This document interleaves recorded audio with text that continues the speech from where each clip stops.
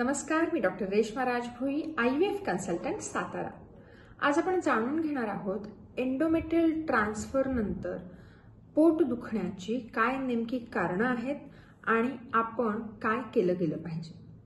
Endometrial transfer नंतर आपल्याला प्रोजेस्टेरॉनचे supplements दिले जातात की ते जे हार्मोन जर ओरली दिलं गेलं असेल तर त्याच्यामुळे आतडी थोडी संथ पडतात आणि आपल्याला कॉन्स्टिपेशन होतं की बद्धकोष्ठता आपण ज्याला म्हणतो आणि त्याच्यामुळे थोडंफार पोटामध्ये दुखणं आणि डिस्कम्फर्ट असू शकतो।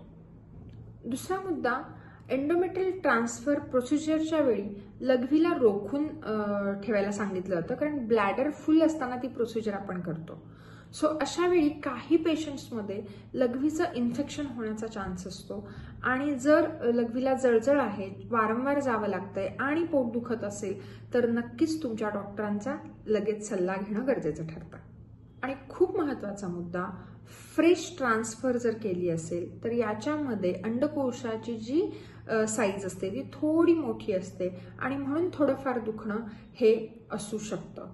पण जर फ्रेश ट्रान्सफर नंतर ओव्हेरियन हायपरस्टिम्युलेशन सिंड्रोम जर असेल तर खूप जास्त अंडकोशांची साईज वाढून त्याचे जे दुष्परिणाम आहेत, जर असं असेल तर मात्र नक्कीच आपल्याला वेळेत ट्रीटमेंट करावी लागते आणि म्हणून जर खूप जास्त पोट दुखत असेल तर आपल्या डॉक्टरांना त्वरित भेटणं गरजेचं आहे।